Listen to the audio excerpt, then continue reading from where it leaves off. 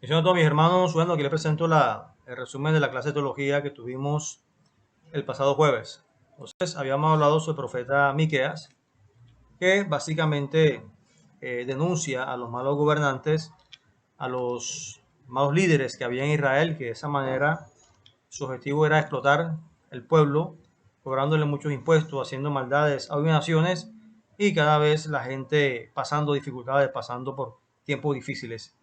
Entonces, básicamente era el mensaje de Miqueas, condenar las injusticias morales y las injusticias sociales que cometían los gobernantes y líderes malvados de ese tiempo difícil, el cual vivía el profeta Miqueas. También vimos el profeta Nahum, básicamente el que nos muestra, nos narra la caída de Nínive. Recordemos que Jonás le predicó a Nínive para su arrepentimiento y de esta manera los ninivitas se arrepintieron, llegaron a ese convencimiento pleno de que tenían que purificar de sus pecados.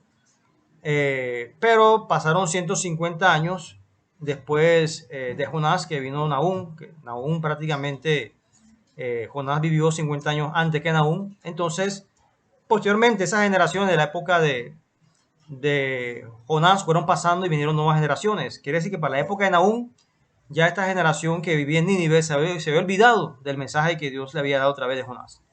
De esa manera siguieron su pecado, en sus maldades, en sus atrocidades y se olvidaron de Dios. Así que ya Nahum es utilizado para mandar sentencia y juicio contra Nínive y posteriormente Nínive fue destruida, que hasta la fecha Nínive están solamente sus ruinas. No quedó nada de Nínive, solamente quedó prácticamente asolado. No vive nadie, que era la antigua capital de Siria.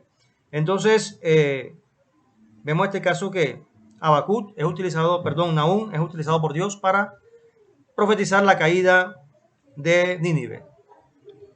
También habíamos mirado el profeta Habacuc, que también fue utilizado por Dios para mostrar también la sentencia que venía contra Judá, que Dios iba a utilizar a los caldeos, una nación enemiga, para hacer justicia en Judá. Porque también habían líderes malvados, líderes corruptos, y Dios tenía que permitir esta nación malvada, los caldeos, los babilonios, para que asediaran a Judá y se lo llevaran cautivos.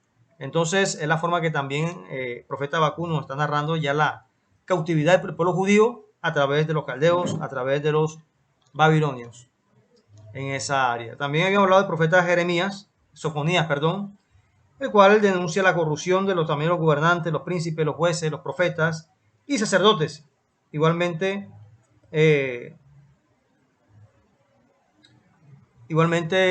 básicamente manejaban una corrupción en el pueblo. Entonces aquí estaban líderes espirituales, profetas, sacerdotes también en sus maldades, en sus atrocidades, juntamente con los reyes. Y Sofonías es utilizado también para poder demandar esas injusticias que había como tal en el pueblo judío.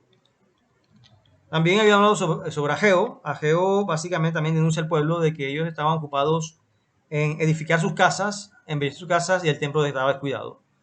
Entonces, en vez de reconstruir el templo, lo que hacían era embellecer sus casas.